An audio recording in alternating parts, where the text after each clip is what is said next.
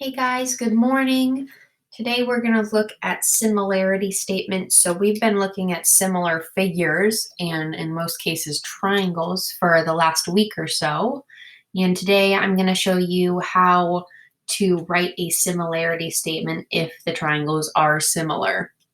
So we're going to do a lot of the same today.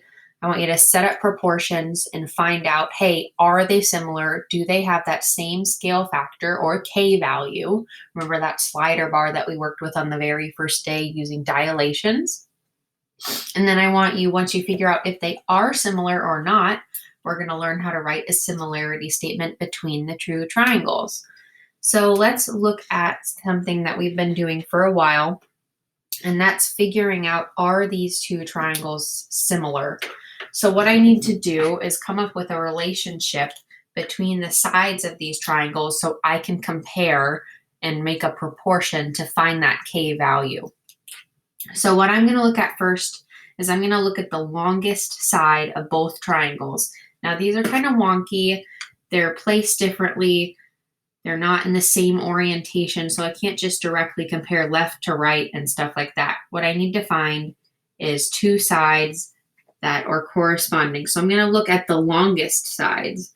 So 28 is the longest side on CDE, this triangle. And I'm going to compare that to the longest side on RTS, which is 98.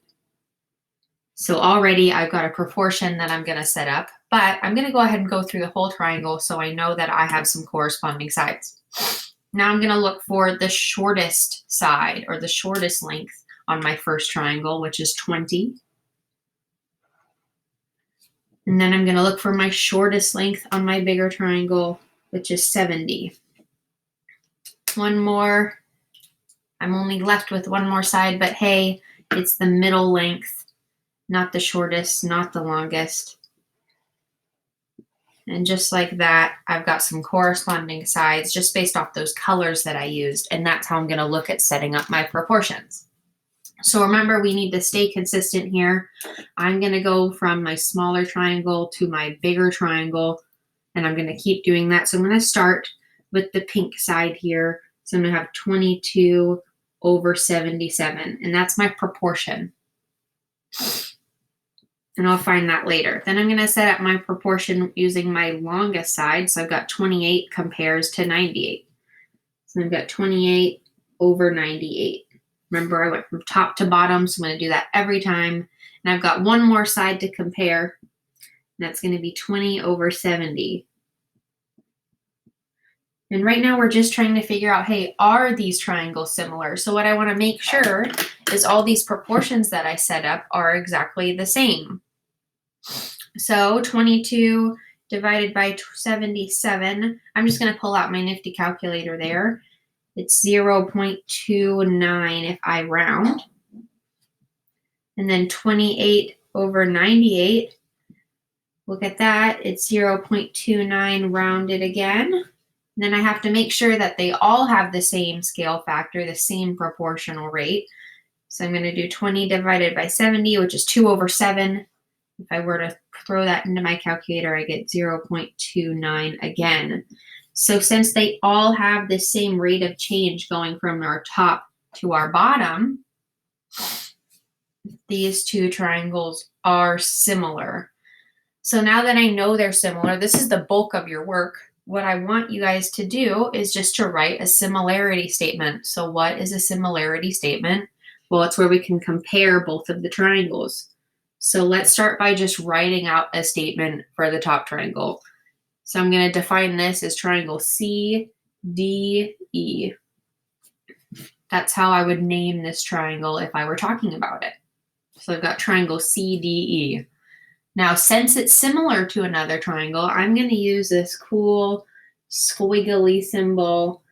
You don't have to draw it that big, but just so you see it, that means that triangle CDE, so C to D to E, is similar to, and now what I need to determine is how to write out my other triangle in the same fashion so that if I were to compare sides or lengths, it would be correct. So CD is what I'm going to look at first. I know that that corresponds to RS. So when I'm naming my triangle, if I go CDE, I know that I want to go purple to pink, so I'm going to go name this triangle as RST. And this is where your color coordinating really helps out. I would recommend doing it. It helps you write these similarity statements really cleanly. And now that I have those and I know they're correct, I can kind of double check myself. And I know that CD is my purple length. RS is also that purple length. And I have DE is pink and ST is pink. And then what one are we given? We're given TR, so this full length, and EC or CE. And I know that those two are correct because I can align those sides perfectly and find those lengths just based on this one statement. All right, that is all you're going to be doing today. As always, email me if you have any questions. Otherwise, I'm going to see you guys this week. So super excited for that. I think we'll be Zooming on Wednesday because most of you guys are sophomores and juniors. But other than that, excited to see you later this week. And we'll get going on some triangle similarity stuff just a little bit later. So enjoy.